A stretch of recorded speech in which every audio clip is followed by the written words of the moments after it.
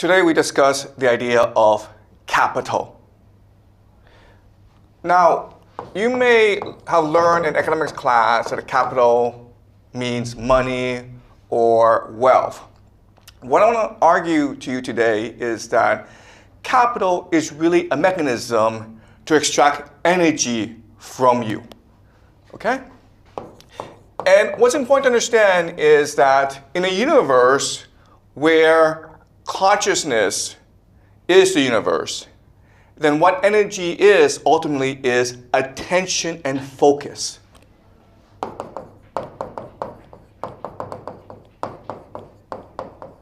Okay? So it's not enough for you to work at something, you also have to concentrate on it in order for capital to extract energy from you. Okay? All right. So with this in mind, let's discuss an example. All right? Okay. So the most basic example is you have a landlord class, and they're trying to extract energy from the peasant class. Okay? Now, before, traditionally, we've understood energy as maybe grain. Okay? Grain. Capital. But the problem with this is you're actually not that extracting that much energy from the peasant because it's not that hard to grow grain. Also, grain can be stored. Okay? So, in other words, as a landlord, your priority is not necessarily just to extract rent from the peasant. Your priority is somehow to get the peasant to focus entirely on the task at hand. And to do that, over the centuries, landlords have figured out certain ways or certain mechanisms in order to extract the most value from the peasant class. Okay? So let's discuss the mechanisms. The first is that we've transitioned from slavery to freedom. Okay? If you really want to extract value, if you really want to extract energy and attention and focus, it's much better to give peasants the illusion of freedom rather than just enslave them. Okay? So give peasants the belief that they have control over their lives. Another way of saying freedom is equity, right? Equity. So think of a company where I might give you some equity and then you work a lot harder because you think you can make more money. Okay, so this is a first trick that we've learned over the centuries. The second trick is to make capital more abstract. Okay? So the abstraction of capital. So let's use an example. Okay, grain was initially capital. The problem with grain is that you only need so much. So as a peasant, you only want to work as much as necessary in order to grow grain to feed your family. And maybe a little bit more to save. But most of the time, you just want to enjoy your life. But then we transition to gold, right? And gold, yeah, people are more greedy. But the problem with gold is there's only a finite amount of it. All right? It's hard to locate. So only a minority would expend all their energy trying to locate gold. Okay? And now what we've done is we've transitioned to the idea of money. Okay? As I will show you, the great innovation of the past 100 years is to convince people that money is God. Money is both nothing and everything. And so you can spend your entire life dedicated to achieving money. Okay? So that's the second great innovation. And the third great technique that's changed economics is to understand that if you really want people to focus their energies, you need to create anxiety in them. Okay? Anxiety. And how do you create anxiety? Well, the best way is to create the idea of debt, right? So I'll lend you $1 million today, and you enjoy it, but then you have to spend the rest of the time paying it back. The problem with this, of course, is that there's interest, and so you can never really pay it back, which causes anxiety. And so the idea of debt, I can extract much more value from you than if you were not in debt. Okay? That's the first tool. Second is the idea of inequality and poverty, where a certain class of people are poor, and they'll always be poor. And that incentivizes, encourages the middle class to work even harder. All right? The third mechanism of anxiety is wealth destruction. What is wealth destruction? Simple. War or depression, right? When the economy collapses, when all your wealth vanishes. The idea here is, listen, if the peasants work really hard and they store up a lot of grain, they have a huge granary, they really don't have to work anymore, right? So as a landlord, what do? Well, you go burn down the granary. All right? So war is not just a mechanism to expand capitalism, but it's also a way to make people more anxious because you destroy their wealth and therefore they have to work a lot harder. Okay? So again, in economics class, you may taught that the point of capitalism is to accumulate more capital. No, guys. The point of capitalism is to focus the energies of the peasants. Okay? Because the attention, the focus, is what makes society much more energetic. And that's the end goal. All right? So if society is wealthy, that's actually a good thing because it makes people lazy and complacent. And so the way to resolve this issue is by constantly engaging in wars and by having the boom-bust cycle that you might learn in economics class, right? So in economics, you might learn that the boom-bust cycle is natural to capitalism. It is not natural to capitalism. It is artificial. The people in charge artificially destroy economies, to destroy wealth, to make the peasants work a lot harder. Okay?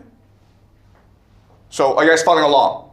Okay? So that's the strategy that we've learned these past few centuries. And that's why in today's society, we are the wealthiest society ever in human history, and yet at the same time, we are the most miserable, we are the most anxious, and we are the most in debt, okay? Because the landlord class, the capitalists, the elite, what they figured out are three mechanisms in which to extract as much energy from us as possible.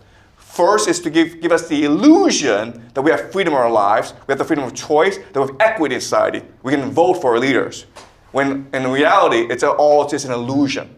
Okay? Second is to make money God, the end-all and be-all, both nothing and everything, the very focus of your life.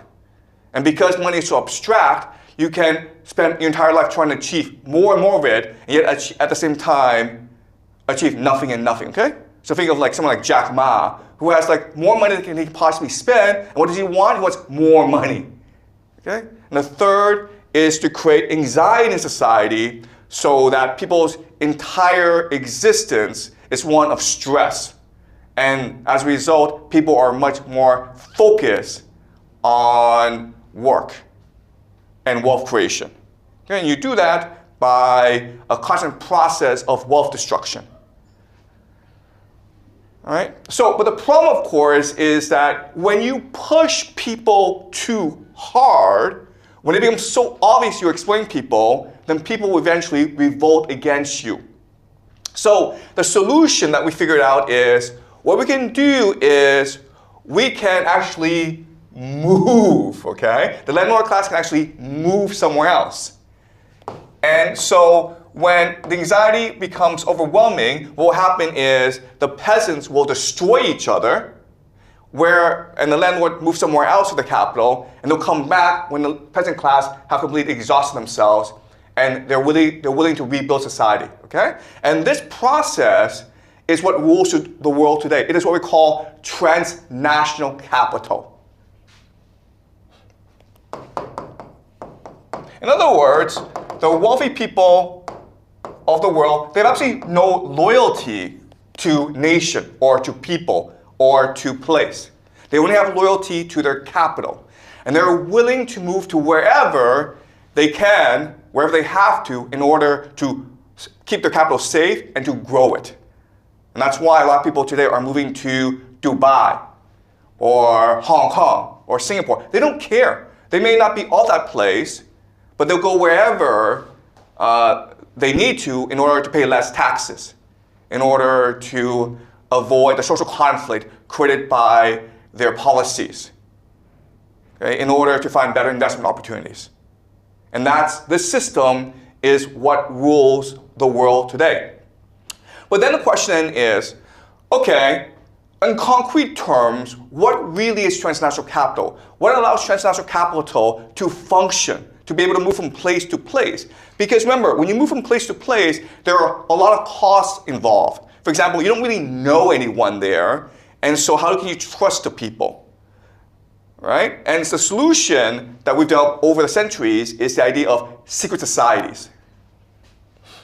So what you will learn is that secret societies and transnational capital are essentially the same thing. Okay? And this is the force that rules the world today. All right. So now that I've discussed transnational capital, let's look at secret societies, like where they come from and how they work. Okay, well, secret societies exist because the landlord class and the peasant class are fundamentally different. Therefore, the motivations, the beliefs, the worldview of these two classes must be different. Okay, so the peasants, what do peasants want? They want to live a simple life. They want to make some money. They want to have a family, they want to have some fun, they want to believe in God, okay? And so for the peasant class, we have organized religion, whether it's Islam or Christianity, okay? Christianity. Jesus, right? Jesus tells you to be a good person. Confucius tells you to be a good person, right? But the landlord class, they're different. They have a responsibility. They have an obligation to control the peasant class and extract as much energy as possible in order to maintain their society. Okay? So their religious practices must be very different. So whereas the peasants can pray to God, the landlord class must fundamentally pray to Satan. Okay? So now let's look at why the landlord class must pray to Satan. And this is true for all societies throughout human history. Before, the landlord class was blatant about it, okay? Now they have to be more hypocritical, more secretive about it. All right, so let's look at the landlord class. All right, so to be a landlord class, to be the elite, you have to do terrible things. But it's actually hard to do terrible things. All right, so let me give you an example. Let's just say, I would say to you, all right, I'm going to give you $10 million US. But what you need to do is this. What you need to do is take a gun and late at night, go kill a random stranger. You think, wow, that's a really good deal. If I kill a random stranger late at night, no one's going to know I did it, and I walk away with $10 million. And you think that I can do it, but guess what? When I actually make you go do it, you actually can't do it. Because there are lots of restrictions on your behavior. Okay, so think of suicide. If I gave you $100 million and promised you a path to heaven, would you kill yourself? Probably not. Okay, so suicide, killing yourself, in many ways, it's no different from killing someone else. We can't do it. Okay, but there are actually hacks around this. We figured out ways to make you go kill someone in a way that doesn't make you feel that guilty about it, okay? So to understand why, I will introduce you two social science experiments that they conducted in America at the end of the 20th century, okay? The first is something called the Milgram experiment. And this was done at Yale by a psychologist named Stanley Milgram. And the experiment was very simple. What he would do is he would set up an actor, okay, this is an actor, okay, or what we call Confederate. And the person would be hooked up to an electric chair, right? And there'd be a buzzer which increases the voltage in that electric chair, okay? And there's like a max and there's a min, okay? And Stanley Milgram would be here in his lab coat, and he would invite a participant, okay, who's essentially a student, to come and be an assistant, okay? And the assistant's job was to press the button. And Stanley Milgram wanted to know, first of all, would this volunteer, this assistant, agree to shock another human being, even though he's seen the human being in pain? And second of all, Stanley Milgram wanted to see how much pain the volunteer was willing to inflict. And it turned out that with the idea of authority, okay, people are much more willing to let go of their inhibitions. Because what you're doing is you are removing responsibility from yourself to someone else. I didn't do it. I was ordered to do it. And surprisingly, people are willing to inflict a lot of pain on other people because they are able to remove responsibility for their individual actions, okay? Does that make sense? So the point of secret society is for people to come together and avoid taking responsibility for their actions. How? By praying to another god, right? By saying, we didn't do this, we didn't go start this war, we didn't destroy the economy, it was Satan that told us to do it. We had a meeting with Satan, we did the rituals, we summoned Satan, and Satan says, for the good of the world, you must be evil. You must go and start this war so that we can create paradise on earth. It wasn't us. It was not us. It was Satan who did this. Okay? That's the point of secret society. To force yourself to believe that you have no agency in this world. And you are controlled by Satan, okay, or another god, Saturn. Okay, so it's very common for these secret societies to believe in a god called Saturn. Who is Saturn? Saturn, the Greek is Cronus. And Cronus is a god of time. Cronus is a god of time and order and structure. And Cronus will do things that were unconscionable, that were inhumane in order to maintain control of the world, including in his own children. Because then his children cannot rebel against him, okay? So they pray to Saturn to look for that divine energy in order to maintain order and control in the world for the good of others, okay? Not for the good of me, but for the good of others.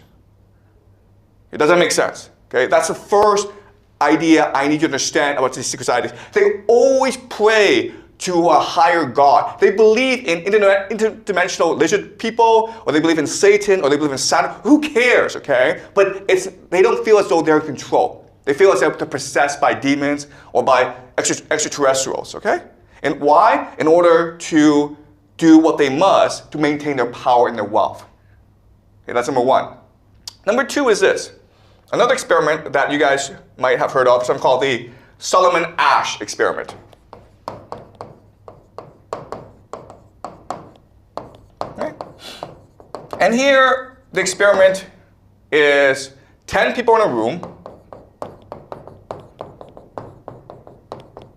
2, 3, 4, 5, 6, 7, 8, 9, 10. Okay, and they all sit together. And they're just asked to tell me if this is a straight line or a circle. Okay? It's that simple. Then what happens is a volunteer is asked to come into the room, okay? And this volunteer goes last. And everyone around the room goes and tells the answer, okay? And from 1 to 10, okay, and these are all Confederates, okay? These are all part of the conspiracy. From 1 to 10, they all say this is a circle. And so by the time you get to the volunteer, who's number 11, he's like, what should I say? And often, a lot of times, he'll say it's a circle because he's trying to conform to the group. But not only that, afterwards, when he's told that, oh, there's actually a line, he's absolutely convinced he saw a circle. Okay? That's the power of group conformity. Okay? So two ideas, authority and conformity is what underlies the power of secret societies. And as such, you are now, because you are part of the society, you now have the power to take a gun, go kill someone late at night, and collect your $10 million. Okay? Does that make sense, guys? All right. And again, every society does this because often when you're part of the landlord class, the elite, the transnational capitalists, you have to do things against your own wiring, okay? Your own psychology. And that's why secret societies exist. All right.